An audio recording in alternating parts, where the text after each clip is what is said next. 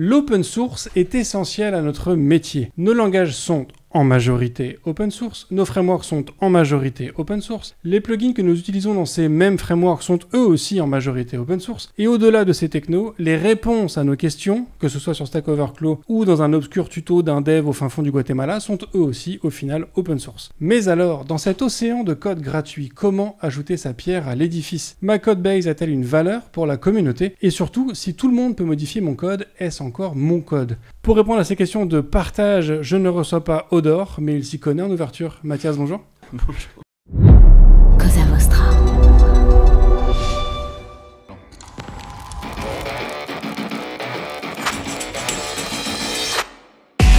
Bonjour, je suis Bruno Soulès, je suis un dev, D-E-V, pour différents, extraordinaires et visionnaires. Bienvenue dans If This Then Dev, le podcast qui veut résoudre le problème avant de passer au dev. Chaque semaine, je recevrai un expert pour décoder un sujet ou une tendance de notre formidable métier d'artisan du numérique. Sans en faire un tuto, nous parlerons d'une techno ou de notre quotidien de dev. Une discussion sans boucle, sans condition, mais compilée, afin d'en comprendre tous les éléments avant de passer au dev. Ce podcast est une production Cosa Vostra, où nous codons comme nous accompagnons nos clients, en étant différents, extraordinaires et visionnaires. Alors Mathias, est-ce que tu pourrais te présenter pour les quelques personnes qui ne te connaîtraient peut-être pas ? Je m'appelle Mathias, je suis développeur front-end dans une boîte qui s'appelle Swan, et on a open sourcé la moitié de notre code base front il y a une semaine. Ok, donc c'est effectivement tout frais. Ouais. Avant de se lancer dans ce lancement, qui a dû être quand même un moment assez particulier, tu peux nous raconter un peu comment vous en êtes arrivé déjà à cette décision parce que donc, Swan, c'est dans le monde de la banque, qui n'est pas un monde habitué forcément à une espèce d'ouverture comme ça. Qu'est-ce qui vous a amené à vouloir open sourcer du code ? Alors, avant d'open sourcer le front, on va dire, de notre application, on avait déjà open sourcé des bibliothèques qu'on utilise en interne, qu'on pense avoir une valeur utilisable en dehors de Swan. Notamment, on a fait une bibliothèque qui donne des data structures, un petit peu de langage fonctionnel en TypeScript. Et on a un autre front de l'équipe, Mathieu, qui a fait un routeur typé où globalement tu définis les routes et les paramètres de route, et depuis la chaîne de caractères il est capable de te sortir les types de paramètres que tu vas avoir. En TypeScript c'est un bordel, je vous jure, c'est ultra stylé par contre. Et on a du coup open sourcé ce genre de petite bibliothèque, et on s'était un peu toujours dit de mémoire que l'objectif c'était d'open sourcer ce qu'on appelle chez nous les interfaces no-code, donc qui sont, pour expliquer un peu le modèle, en fait, Swan, c'est de la finance intégrée, de l'embedded finance. On vend des API bancaires pour que des entreprises offrent des services bancaires à leurs clients à eux. Donc c'est du B2B2C, ou du B2B2B, si on veut faire des acronymes dans tous les sens. Et en gros, on vend une API, et avec cette API, si jamais les clients qu'on a veulent pas forcément investir du développement tout de suite, ils vont utiliser ce qu'on appelle nos interfaces no-code pour eux, parce que c'est no-code pour eux. C'est une interface un peu comme une interface bancaire, comme tu peux en trouver sur ton site de banque, avec toutes ces fonctionnalités-là. Et avant ça, on avait deux modes. C'est soit ils prenaient notre API et ils construisaient ça eux-mêmes, soit ils utilisaient de no-code, et on a mis 2-3 options, mais c'était jamais assez comme option pour les partenaires. Et c'est un peu le juste milieu, c'est on leur file ce qu'ils peuvent avoir en no-code comme point de départ. Et ça fait du sens d'un point de vue business pour nous, de se dire ça peut réduire le temps d'intégration d'un partenaire Swan. Et donc on avait vraiment tous les arguments pour avoir le lancement là-dessus, quoi. Mais du coup, ces intégrations en no-code, c'était genre avec des outils comme Integromat, Make, Zapier et compagnie ou Non, quand on dit no-code, c'est no-code du point de vue du partenaire en utilisant Swan, c'est qu'on lui fournit par défaut une interface de banking associée au projet qu'il va avoir chez Swan, où ses clients peuvent se loguer et faire des opérations. Ça leur permet, parce qu'il y a des obligations légales de fournir ce genre de choses quand tu as un compte bancaire. Et ça leur permet de le fournir à leurs clients sans avoir à le développer. Mais du coup, c'est plus une espèce de back-office en marque blanche, au final, ou... Ouais, c'est on appelle ça de la marque grise, de la marque blanche. Ok, je vois.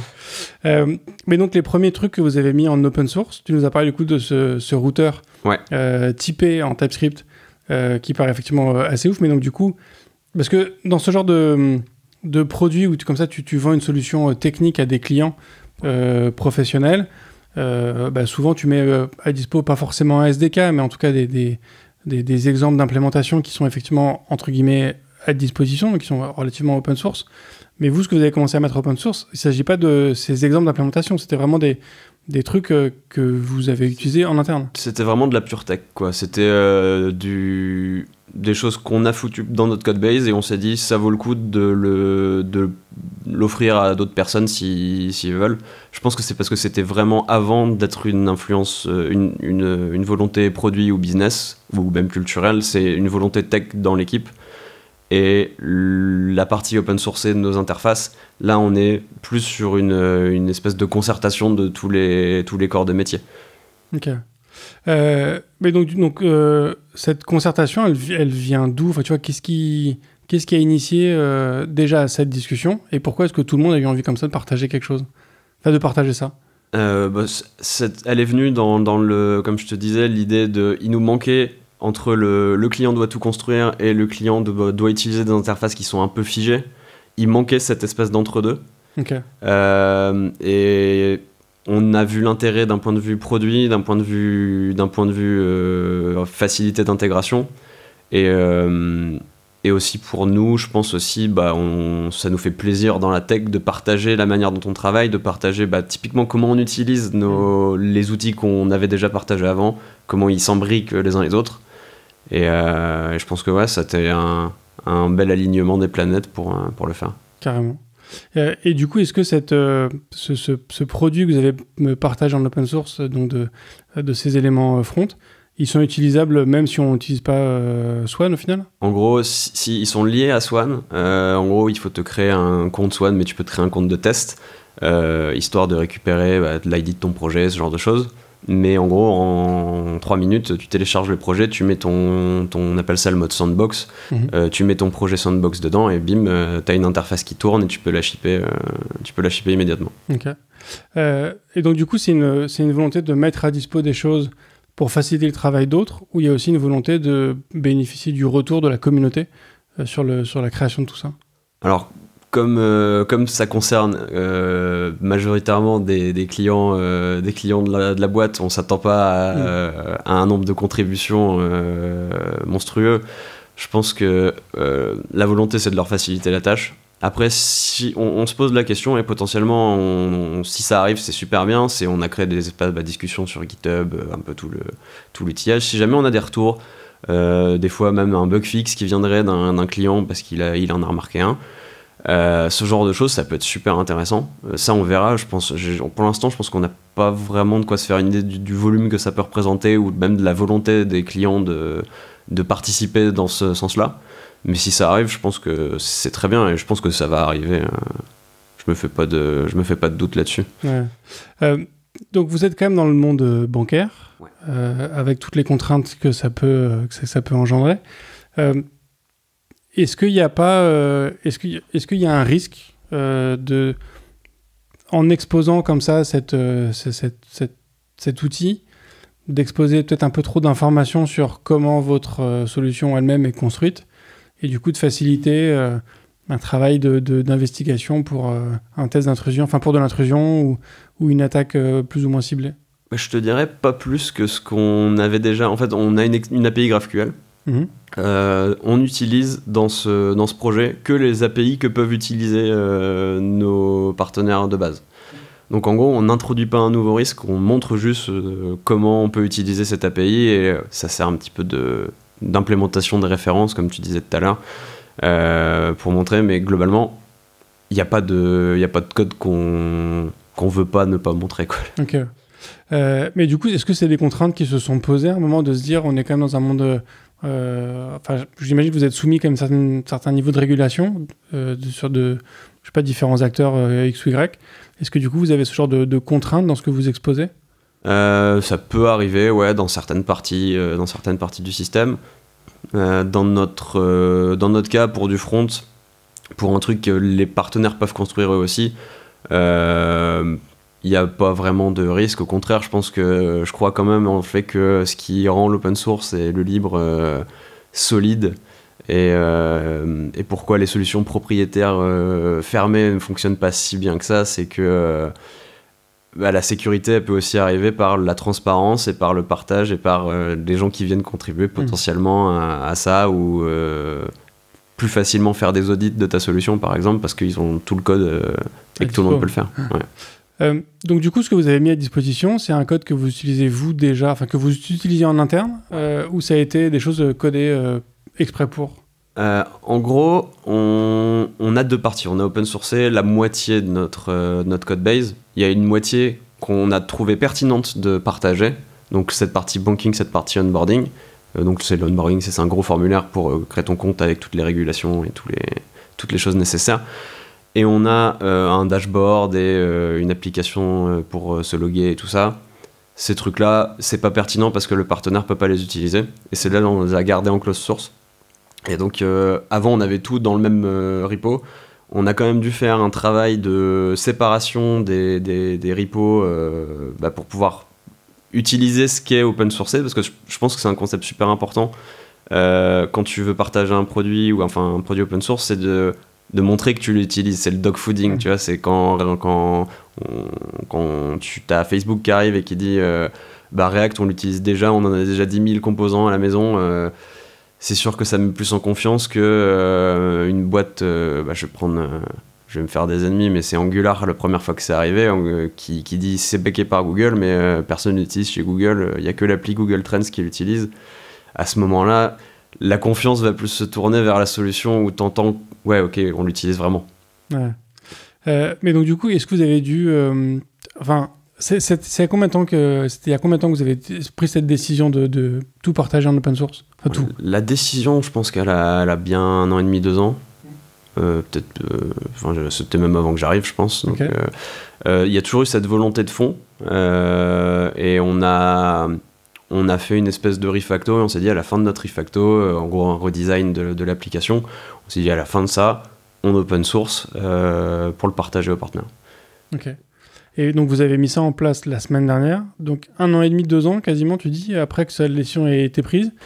Et c'était quoi? Il y avait une envie de faire un refactoring pour que ce soit propre quand vous mettez en ligne? C'était pas tant un refactoring technique, mais c'était un redesign de la plateforme. L'entreprise elle est assez jeune, et il y a un moment où tu découvres un petit peu ce que c'est ton produit, vraiment comment les choses finissent par s'emboîter. Donc on a un designer qui a fait un gros travail sur remettre à plat tout un design system, rendre cohérent tout l'ensemble.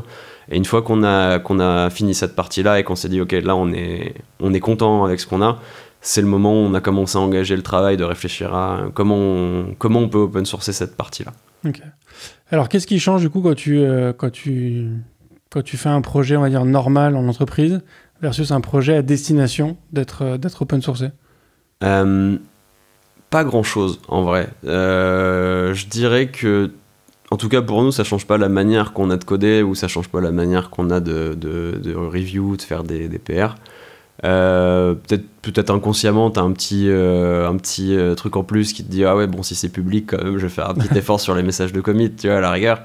Mais globalement, je pense que ça change pas énormément de choses. Il peut y avoir des particularités, je pense, si jamais t'as des choses en infra un petit peu particulières qui sont vraiment internes à ta boîte. Dans ce cas-là, il y a peut-être des petites conditions à mettre quelque part, ou des choses à utiliser un peu différemment. Mais je pense pas que ça change fondamentalement la manière de travailler.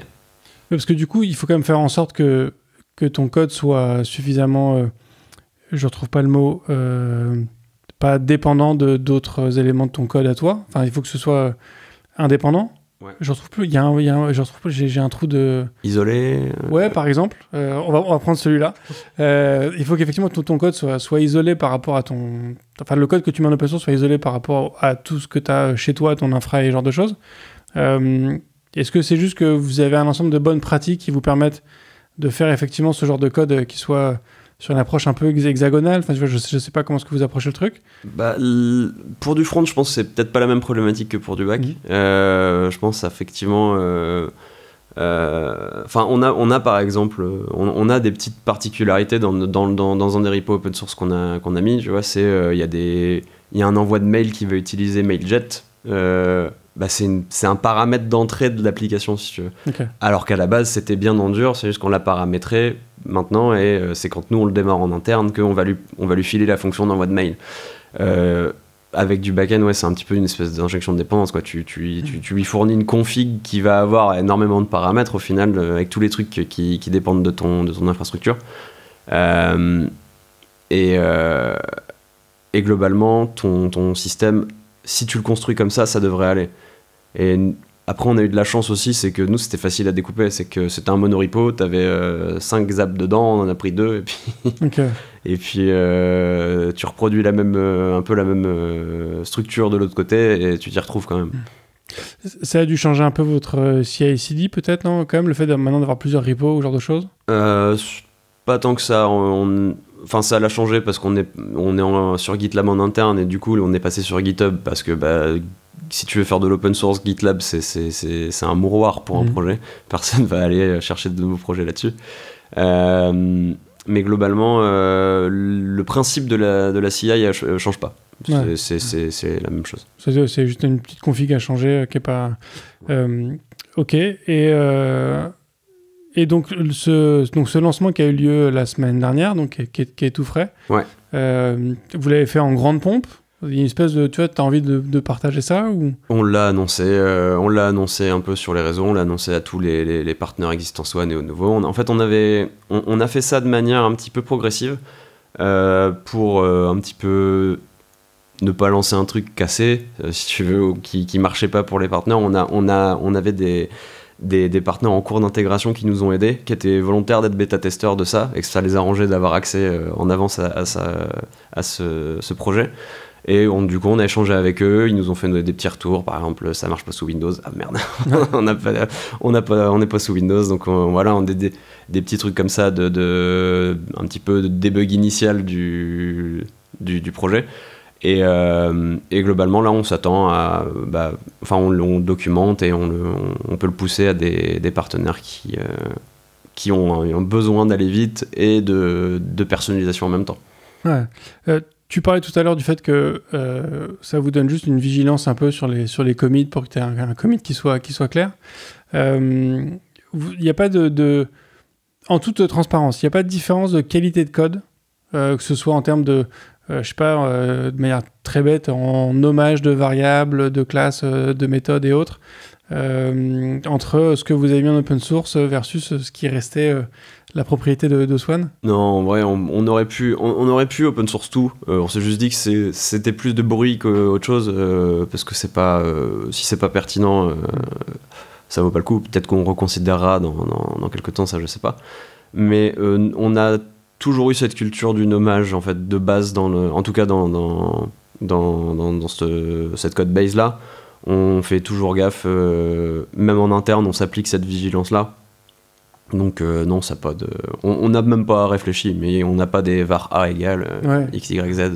Mais sur le nommage, c'est effectivement les rudiments, je pense. Mais tu vois, tu peux être aussi, je sais pas, sur des structures d'algo, des structures je sais pas, des espèces de méthodes de tri qui sont utilisées, ou des... c'est du JavaScript, hein, on n'en voit pas des fusées sur la Lune. Oui, mais tu vois, vous faites comme du bancaire, c'est quand même pas non plus... tu vois, t'es pas en train de faire tu fais pas un forum, quoi. Ouais, non, mais ce que je veux dire. Ouais, mais ce que je veux dire là-dedans, c'est que tu vois, les notions d'algo qu'on a là-dedans, c'est pas énorme. La majorité du traitement, elle est fort heureusement faite en bac. Nous, on fait de l'UX, hein, on fait de l'UX sur cette API. Et du coup, non, on n'a rien de critique, et même on fait quand même gaffe, mais bon, si c'est une liste de 10 éléments, je veux dire, peu importe l'algo de sorte que tu utilises, ça devrait aller. Ça passe, ouais. Et du coup, dans cette volonté d'aider vos clients à mieux intégrer vos solutions, est-ce que c'est parce que vous voyez des clients faire plus ou moins n'importe quoi et c'était un moyen simple, on va dire, de corriger le tir? Est-ce que c'est juste dans une démarche de satisfaction client de leur donner une solution qui est déjà quasiment toute faite, ou de la satisfaction du client, de vos clients, qui du coup utilisent quelque chose que vous maîtrisez dans un domaine qui est quand même du coup régulé, contrôlé? Je te dirais qu'il y a un petit peu différents aspects. On a un aspect... on a un aspect important de se dire, on veut que les clients puissent personnaliser ce qu'on leur refuse, parce que si on avait dit oui à toute demande de clients qui nous disaient je veux telle option, telle option, telle option, on en aurait 800 aujourd'hui, ce qui rendrait le truc inutilisable pour tout le monde. Donc c'est déjà offrir à ces clients-là le moyen d'avoir la personnalisation qu'ils veulent, sans que ça ait un impact sur les autres. Et on a aussi on a eu des partenaires qui ont mis plusieurs mois avant de développer une plateforme similaire. Alors que si on leur file le truc de base et qu'ils ont juste à changer un peu le design, l'adapter à leur design system, mais que toute la logique elle est là et elle est validée dans tous les sens, ça leur file un avantage business qui est monstrueux, parce qu'en termes d'allocation de ressources, tu peux, au lieu d'avoir 2 devs qui sont à temps plein pendant 6 mois sur un truc, tu vas avoir un dev qui va faire ça pendant 2 semaines et qui aura le même résultat d'un point de vue fonctionnel très rapidement. Et du coup, le coût d'adoption de votre solution baisse d'autant, quoi. Ouais, exactement. Ouais. Donc, il y avait du coup une démarche open source, de ce que je comprends déjà depuis longtemps chez Swan. Ouais. Du coup, alors tu nous as parlé de ces projets que vous avez mis en open source. Est-ce qu'il y a aussi une contribution à des projets open source qui existent déjà, que vous utilisez ou pas chez Swan ? Ça, dès que possible, je te dirais, ça dépend. Heureusement, on utilise des trucs qui n'ont pas trop de bugs, donc ça va. Mais ouais, c'est contribuer. Mais quand je dis contribution, ça peut aller de faire une PR à juste ouvrir une issue bien documentée. Des fois, dans un projet, je sais pas si tu as déjà subi un petit peu d'open source en tant que mainteneur, mais t'as des moments, t'as un mec qui arrive et qui te dit ça marche pas, qui te dump un bout de terminal et qui répond pas à tes questions et qui t'insulte limite. Juste bien documenter une issue, faire un cadre pro et tout ça pour potentiellement identifier un bug. Quand je parle de contribution open source, c'est vraiment participer à tout ce truc-là, et dans ce cas-là, ouais. Mais du coup, vous avez du temps alloué à ça ? Enfin, c'est une vraie philosophie d'entreprise, ou c'est quelque chose de permanent? Enfin, tu vois, j'essaie de voir un peu d'où ça vient, cette philosophie. Il n'y a pas vraiment de truc officialisé là-dessus. On a des cooldowns dans les cycles, donc c'est du temps pour faire de la maintenance, réparer les 2-3 quick fix que tu as fait et que tu t'es dit faudrait qu'on prenne le temps de le réparer, et que quand tu alloues pas de temps à ça, tu le fais jamais. Et ça, en tout cas, dans mon équipe, ça a souvent été le cas, l'occasion de participer à faire une PR sur un projet qu'on utilise pour avoir une fonctionnalité dont on a besoin ou qui nous ferait plaisir. Ce genre de choses, pour moi, c'est assez important, c'est assez sain dans une entreprise d'avoir ça, parce que ça fait réaliser à quel point l'open source, on en dépend en fait. Quand tu regardes ton projet, n'importe quel projet tech aujourd'hui, il y avait ce mème ce XKCD où tu vois une espèce de trucs qui sont empilés les uns sur les autres, un peu n'importe comment, et tout repose sur un maintainer dans le Nebraska que personne n'a remercié depuis 2001 et qui maintient son truc. C'est un peu ça quand tu vois quand Leftpad a été retiré de NPM, le merdier que ça avait mis partout. Quand tu te rends compte de l'impact de l'open source et qu'on en a tous besoin, c'est important de contribuer aussi, parce qu'il y a des projets qui prennent pas de donations, par exemple. Il y a des projets qui attendent plus des contributions. Il y en a aussi qui acceptent des dons. Et ça, chez Swan, on le met en place. Tous les mois, on va avoir un budget qui va partir à des projets pour lesquels les devs en interne votent. Parce que je pense que c'est important souvent quand tu as des maintainers qui sont tout seuls sur un projet, qui sont pas backés par une entreprise, forcément. C'est intéressant d'avoir des contributions des entreprises qui peuvent se permettre se le permettre, parce que il y a de la valeur qui est créée en utilisant en partie ces outils-là. Et du coup, sur cette utilisation de l'open source, est-ce que vous avez alors je sais pas si c'est du coup des règles écrites ou tacites ou en interne, mais du coup, est-ce que vous essayez d'utiliser est-ce que vous avez un minimum, est-ce que vous avez un maximum?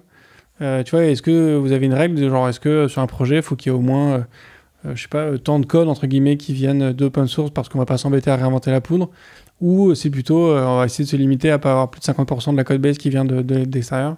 Je pense pas qu'il y ait de règles spéciales là-dedans. Je pense que c'est quand tu trouves un bon outil, s'il est déjà maintenu, en fait, t'as la force de l'open source aussi, c'est que au lieu d'être ton équipe à pouvoir détecter des bugs, il y a tous les utilisateurs de la bibliothèque ou du module ou peu importe qui peuvent participer à ça et qui vont stabiliser et renforcer la confiance que tu peux apporter dans l'outil, quoi. Si demain il arrive un énorme bug sur une bêta de React, je sais qu'elle sera détectée dans les 12 minutes qui suivront la release, alors que si jamais je maintenais un équivalent en interne, les bugs subtils et les trucs qui peuvent arriver, je peux compter que sur les utilisateurs en interne pour détecter les bugs. Je pense qu'il y a un gros aspect intéressant là-dessus. Je pense pas qu'il faille se poser la question du est-ce qu'il faut que ma code base m'appartienne à 100% ou pas à 100%. Ce serait quoi la mesure même? Est-ce que c'est le pourcentage de lignes de code? Non, je pense utilise ce qui est pertinent. Ouais, mais tu vois, de la même manière que tu ne demandes pas à quelqu'un de réécrire une fonction qui existe dans ton framework ou dans le langage que tu utilises. Aujourd'hui, il y a quand même un volume de code disponible en open source qui est absolument colossal. Tu peux quand même facilement construire quasiment tout un projet en open source. Ouais. Tu vois, il y a quand même l'intérêt aussi de te dire faut que c'est logique d'avoir quand même un minimum de ton projet qui est fait en open source. C'est aussi une façon de montrer que t'as pas réinventé la roue à chaque fois, quoi. Ouais. Après, il y a aussi un effet pervers qui est arrivé il y a pas mal de temps. Typiquement, Leftpad, t'avais des modules pour faire +1, des modules pour faire +2, où NPM est rempli de fonctions. Tu vois, je pense même à Lodash. On surutilise vachement Lodash, je trouve, aujourd'hui. C'est très utile, mais il y a des choses qui sont dans les standards depuis quelques années maintenant. Il y a des fonctions tu peux les réimplémenter une fois.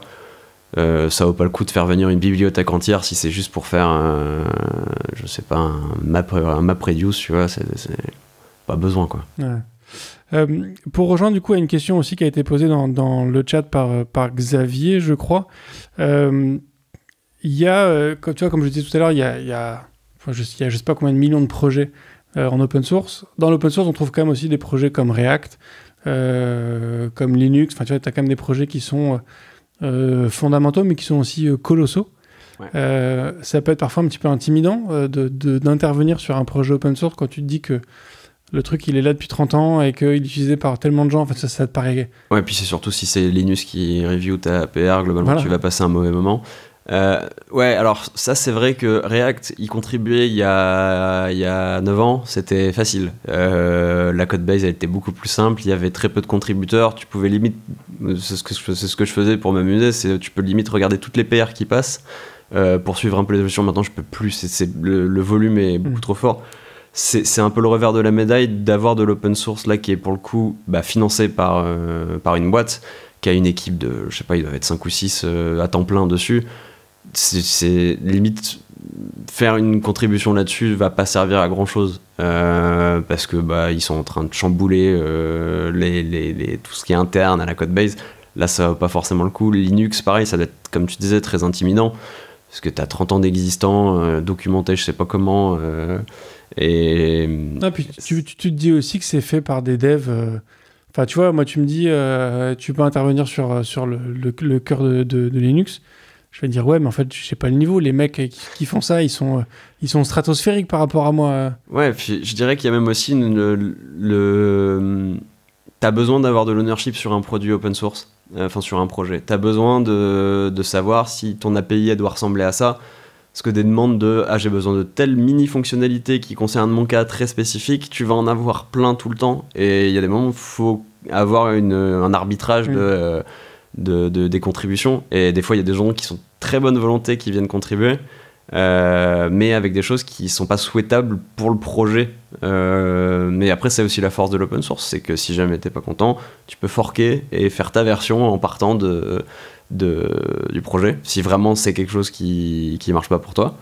Et ouais, c'est vrai que la contribution sur des projets massifs elle peut être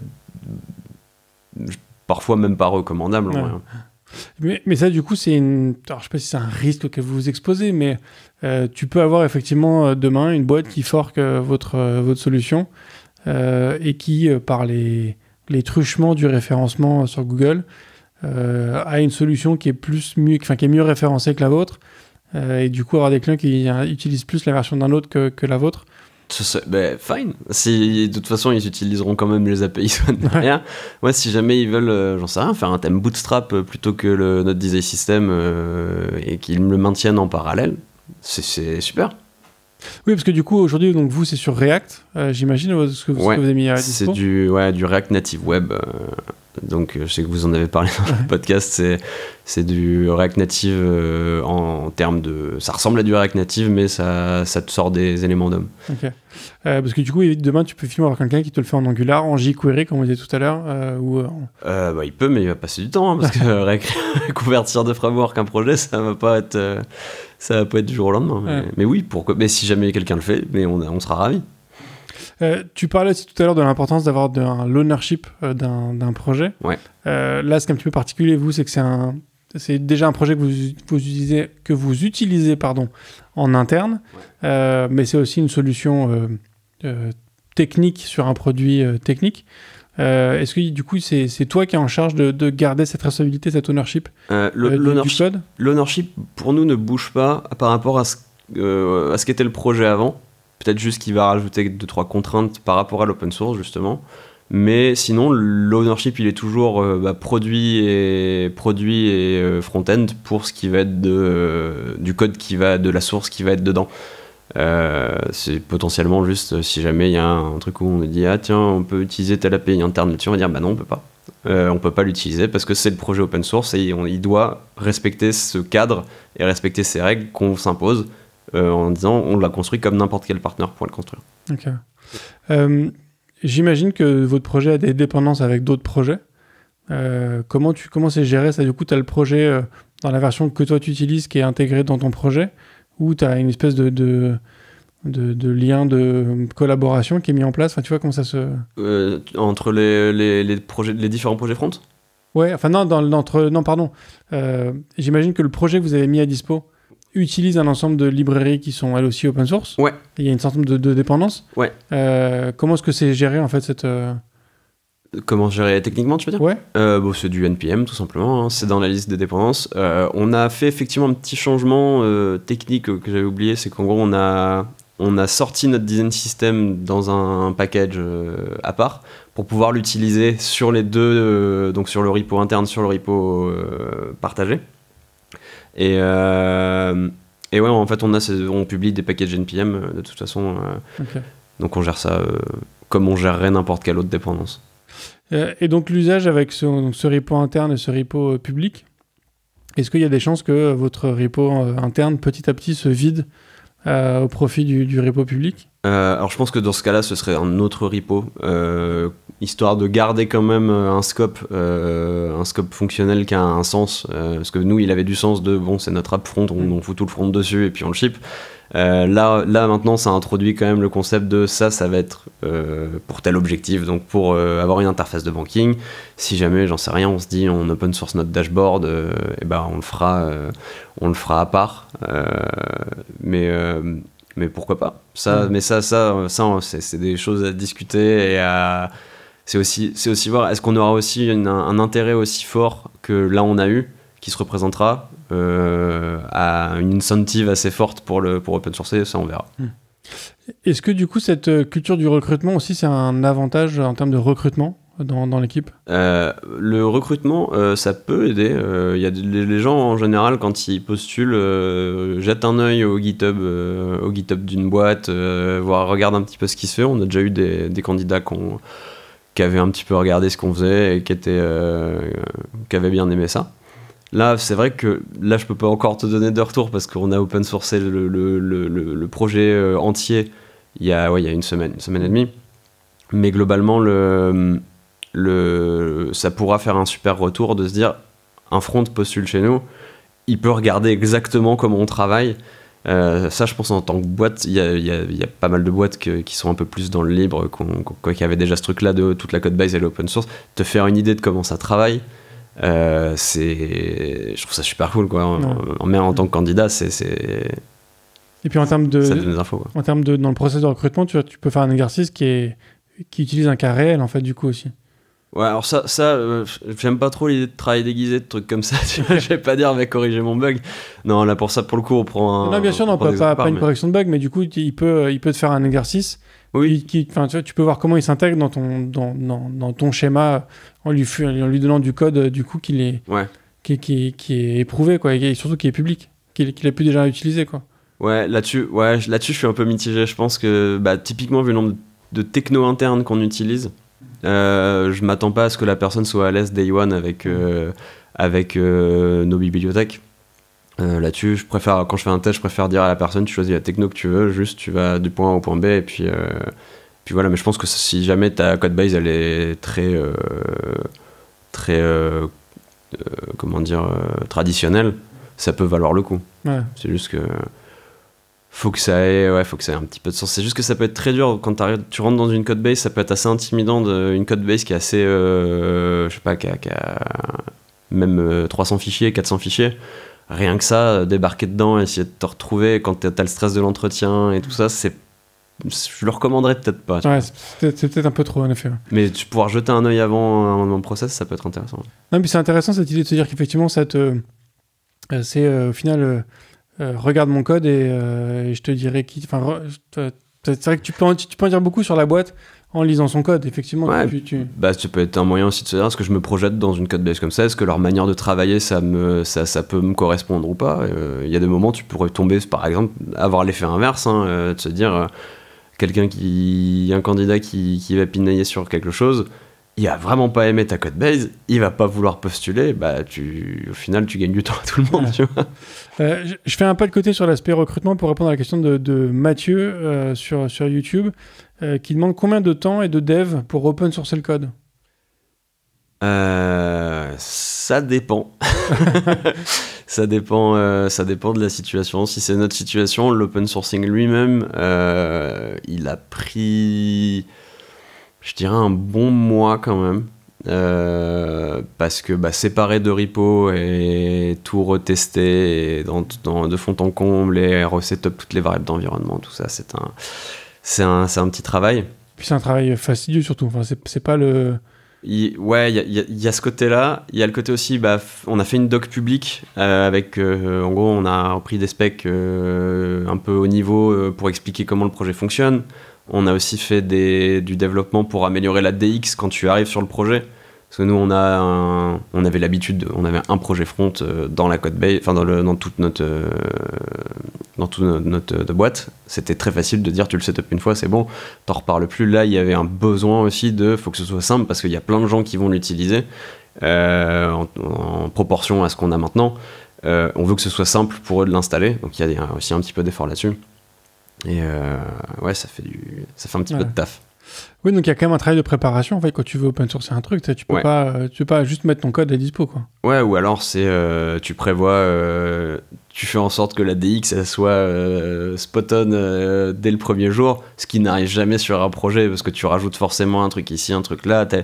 Quand tu travailles longtemps sur un projet, tu développes une tolérance pour tiens, il y a cette commande là, faut que je run celle-ci avant, et puis ça devient tellement un réflexe que tu te rends plus compte que ça peut être chiant pour un nouveau qui arrive. Mais au final, ce genre de choses, en vrai, il te permet aussi de cleaner un petit peu. C'est assez sain à faire dans la code base de reprendre un peu la main sur des trucs que t'avais pas, potentiellement que tu n'avais pas touché depuis des années. Et j'aime bien cette idée de la DX, donc j'imagine que c'est la Developer Experience. Ouais. C'est un sujet dont j'entends parler depuis quelques mois. Pour moi, c'est très récent et je suis mais on board à 8000% sur ce genre de choses, quoi. C'est vrai que c'est important parce que on s'en rend compte quand on fait un projet pour soi et qu'on le fait exactement, nos petites command lines comme on veut, qui vont bien, notre process de déploiement qui va bien. Je pense que c'est quand tu arrives dans une boîte en vrai où tu te dis toi, t'as pas la tolérance qui s'est construite des gens qui étaient là sur le projet. T'as une espèce de ah ouais, d'accord, vous faites comme ça, et ça peut te développer l'idée de attends, on peut améliorer ça de cette façon-là. Et la recherche constante de je veux simplifier le nombre d'inputs qu'il faut rentrer pour arriver à une tâche ou à un objectif. Il est super important parce que c'est de la petite frustration chaque jour qui s'additionne et qui, en vrai, je pense, ça peut se chiffrer en milliers d'euros par an, le temps qu'on perd parce qu'on a oublié d'automatiser une tâche, parce qu'on n'a pas le temps de le faire, ou ce genre de choses. Et puis ça va au-delà, parce que t'as le setup, effectivement, pour un nouveau qui arrive. C'est-à-dire que s'il lui faut 3 semaines pour setup son environnement... C'est acceptable. Dans une idée, tu vois, dans une idée de onboarding, tu te dis, oui, bon, ça va prendre du temps de le setup. L'idéal, c'est quand même de le réduire au maximum. Bah ouais, parce que en fait, ça peut décourager la personne. Et en fait, du coup, tout ton process de recrutement en fait, tombe à l'eau juste parce qu'au niveau de l'onboarding, t'as été catastrophique. Mais même, c'est vrai, au quotidien, tu passes à un truc où toutes les semaines, t'as quasiment une journée qui est bouffée par des tâches qu'on pourrait effectivement automatiser. C'est vrai que c'est un enfer, quoi. Bah, c'est vrai que dans certaines expériences pro que j'ai eues, t'as passé d'un deploy qui prend une demi-journée et 3 personnes appuyer sur des boutons versus push et ça se déploie en 3 minutes. Juste, ça te change même carrément la façon que tu as de travailler. Et le temps que ça te gagne en réactivité possible, en plein de choses, et même juste en charge mentale. Ouais, en charge mentale et en confort aussi, en confort au quotidien, ça a un impact monstrueux. Ouais, carrément. Je reviens... Attends, j'avais une question qui était liée à la notion de recrutement. C'était quoi ? Oui, tu disais que c'est un peu tôt pour avoir un feedback sur ce que ça vous apporte en termes de recrutement. Mine de rien, de ce que je sens, ça fait quand même longtemps que vous avez une culture open source, avec déjà des projets qui ont été open sourcés, avec des contributions à l'open source. C'est un argument que vous mettez en avant en termes de recrutement, ou pour vous, c'est tellement naturel que c'est même pas un... Honnêtement, je sais pas trop. Okay. On le mentionne si quand même dans les entretiens, on parle un petit peu des projets, notamment pour voir un petit peu si les candidats sont curieux des projets qu'on a fait, de comprendre pourquoi on les a mis en place et de la logique qu'il y a derrière. Donc oui, il y a forcément une petite part d'argument de vente là-dedans. Ouais. Oui, parce que alors, est-ce que enfin, je sais pas comment formuler ma question, parce que j'ai le sentiment que c'est un argument vendeur pour beaucoup de devs, c'est-à-dire qu'il y a quand même beaucoup de devs qui valorisent cet apport à l'open source. Et en même temps, j'ai l'impression qu'on n'est pas si nombreux que ça à faire de la contribution. Est-ce que c'est lié à cette intimidation qui peut être provoquée par certains projets, ou juste de la paresse ou un manque de temps, ou donc tu vois, est-ce que c'est un vrai argument au final de te dire que tu pourras faire de l'open source dans une boîte? Je pense, ça dépend en fait. Soit ta boîte peut open sourcer des choses, soit tu peux contribuer de temps en temps, mais ne serait-ce que suivre, faire des issues, même juste écrire un article par moment sur une technologie, en faisant un peu la pub du projet, rien que ce genre de choses, ça peut être utile. Je pense même pas qu'il y ait de place pour que tout le monde contribue. Si tout le monde se met à contribuer à l'open source, tu vas juste avoir des maintainers qui vont être en plein burn-out parce qu'ils vont recevoir des flots de contributions qui seront même plus managés. Donc je pense que non, il y a un équilibre. Il y a personne qui a à s'en vouloir de pas contribuer à de l'open source. T'as pas toujours les occasions. Tu peux utiliser Next.js et React. Il n'y aura jamais besoin de contribuer parce que c'est des entreprises qui font de l'open source et qui ont déjà plein d'équipes très compétentes qui s'en occupent. Donc non, t'as pas forcément de besoin de contribuer, mais d'avoir en tout cas la conscience que l'open source c'est nécessaire à l'écosystème. Et quand t'es confronté à devoir reporter un bug ou potentiellement s'il demande de l'aide, d'y aller, c'est cool. Ouais, carrément. Comment t'expliques que dans notre métier, parce que cette notion d'open source, il me semble pas que tu la retrouves dans d'autres métiers. Enfin, tu vois, tu peux apprendre un métier à l'école, c'est pas vraiment de l'open source au final. Enfin, tu vois, t'as pas autant de contributions de tous les professionnels d'un métier. Pourquoi dans notre métier, on a cette culture-là qui est quand même hyper forte? Enfin, le nombre de trucs open source qu'on utilise, on est tous amenés à contribuer un jour plus ou moins à plus ou moins grande échelle à un projet ou à un autre. Pourquoi tu l'expliques, toi? Je pense que c'est parce qu'on a un métier où on aime bien automatiser les choses et qu'on veut pas réécrire un truc qui a déjà été écrit 1000 fois. surtout un truc vérifié, éprouvé par le temps. Je pense que c'est un peu l'idée de fait pour autrui ce que tu veux qu'on te fasse, tu vois. Oui, mais tu vois, en même temps, dans notre industrie, tu proposes à un dev de faire un site avec WordPress, il va te dire c'est pas du vrai dev, je veux pas de ça, je veux le faire moi-même. Tu vois ce que je veux dire ? Il y a quand même... Il y a des paradoxes. Il y a des paradoxes, quoi. On n'est pas un paradoxe près dans cette industrie, mais je pense aussi que depuis assez récemment, tu vois, il y avait le corps de métier de design qui était très très très fermé à ça, qui avait eu beaucoup de problématiques de gens qui payent en visibilité et tout le merdier, tu vois. Ouais. Donc il y avait beaucoup de designers qui étaient très fermés à cette idée-là, mais maintenant je vois beaucoup plus de designers qui sont super motivés à l'idée de partager des design systems, de les rendre ouverts, open source aussi. Je pense que c'est en train de gagner d'autres terrains. Cette idée de quand même, juste on collabore, on met en commun les connaissances et on peut avancer plus vite. Je pense que c'est juste que tout le monde réfléchit un peu et se dit si j'ai 1 an pour créer une boîte, soit je passe 6 mois à réinventer des trucs qui existent déjà, soit je prends 6 mois ces 6 mois pour faire mon produit, parce qu'il y a déjà quelqu'un et il y a déjà une communauté entière et le temps qu'à éprouver une solution qui va me permettre de pas repartir de zéro, quoi. Ouais. Là-dessus, il faut avouer que l'invention de Git, c'est quand même un truc, c'est quand même formidable comme outil. Ouais, moi je pense surtout même au-delà de ça, de GitHub en fait, d'avoir cette espèce de réseau social pour nerds qui débarque et qui a réussi à garder des gens. Il y avait des tentatives avant, hein. Il y avait SourceForge, il y avait qu'est-ce qui prédate GitHub, il y en avait 2-3 autres, mais réussir à fédérer tout le monde sur cette plateforme là et à faire vivre l'open source dessus, je pense que ça a été potentiellement l'un des plus gros moteurs, parce que les contributions comme il y avait à l'époque en mailing list sur Linux, ce genre de trucs, c'est pas très accueillant, c'est encore moins accueillant qu'avant. Mais c'est ça qui est ouf, c'est que avant de créer Git, ils sont passés par cette mécanique justement avec une mailing list. Du coup, il y avait, je crois que c'était Linus directement qui centralisait toutes les demandes. Ah, mais je crois que même leur façon de gérer les issues et les choses comme ça, c'est de l'email encore. C'était de l'email, ouais. Donc enfin, plus maintenant, mais.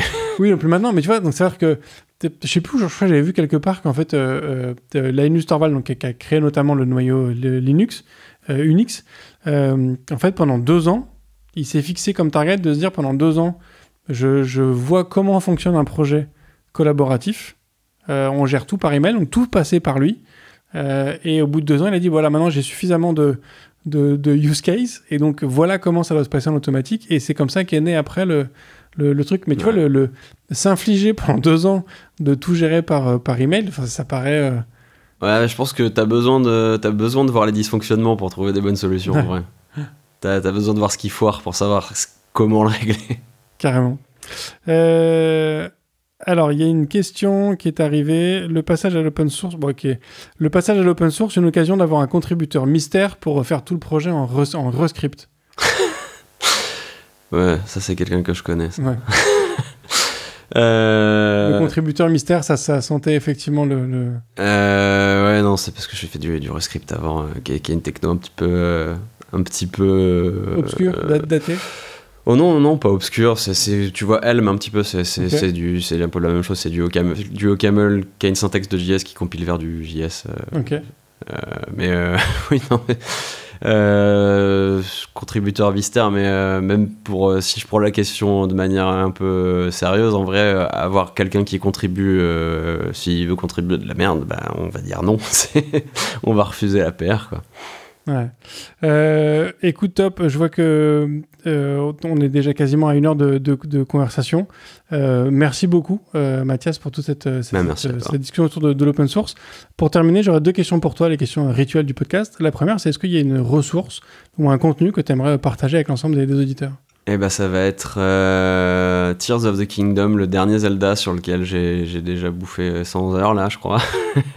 Parce que ce jeu, il est exceptionnel et il est très malin. Et je pense que un public de dev va beaucoup aimer ce jeu si jamais ils sont pas déjà en train de se ruiner le sommeil dessus. C'est la logique de construction de choses, la logique il y a une logique d'ingénierie dedans, d'assemblage qui est qui est vraiment, vraiment très fun. Ouais. Et alors moi aussi, je joue énormément à ce game depuis quoi, ça fait 2 semaines qu'il est sorti. Il y a une réflexion que je me faisais justement en préparant l'intro de cet épisode. C'est qu'on n'a pas cette... donc tu peux créer un ensemble de choses absolument hallucinantes. Quand tu vois les vidéos sur YouTube, il y a des mecs qui font des... Il y a des joueurs et des joueuses qui font des choses absolument hallucinantes. Et tu peux enregistrer tes plans de construction. Et je trouve dommage que tu puisses pas les partager. Parce que je trouvais ça intéressant de récupérer les plans de certains pour faire la même chose dans ma partie, quoi. Ah, je pense que ça nuirait un peu au jeu. Ça reste de l'open source au final, tu vois. C'est de la contribution, de la collaboration entre nous, quoi. Ouais, mais Nintendo veut qu'on y passe du temps à ce jeu. Ouais. Plus que ça. On y passe en effet pas mal de temps. Top. Et dernière question, est-ce que tu es plutôt espace ou tabulation ? Plutôt espace. J'ai déjà lu des bons arguments pour les deux, mais espace par habitude. J'entends. Il y a plein d'arguments pour les deux et le débat clairement n'est pas clos. Il sera jamais fini. Merci beaucoup Mathias pour cette discussion. Merci à toi. Et merci à tous d'avoir écouté cet épisode jusqu'au bout. Merci toujours de le partager autour de vous sur Twitter, sur LinkedIn, ou effectivement dans une code review, ou peut-être même dans une PR, qui sait. Si vous arrivez à le caser, ça fait toujours plaisir. En tout cas, merci beaucoup. Je vous souhaite une très bonne fin de semaine. Je vous dis à la semaine prochaine. Et d'ici là, codez bien. Merci d'avoir écouté cet épisode de If This Then Dev et merci à toute mon équipe de Cosa Vostra à la production de cet épisode. Merci aussi à Alan, Ada, Linus, Bill, Steve et Steve de nous avoir ramenés jusqu'ici. Si ce podcast vous a plu, committez-vous en vous abonnant, déployez-le autour de vous et vous pouvez aussi nous faire une petite code review en nous laissant 5 étoiles sur votre plateforme de podcast préférée.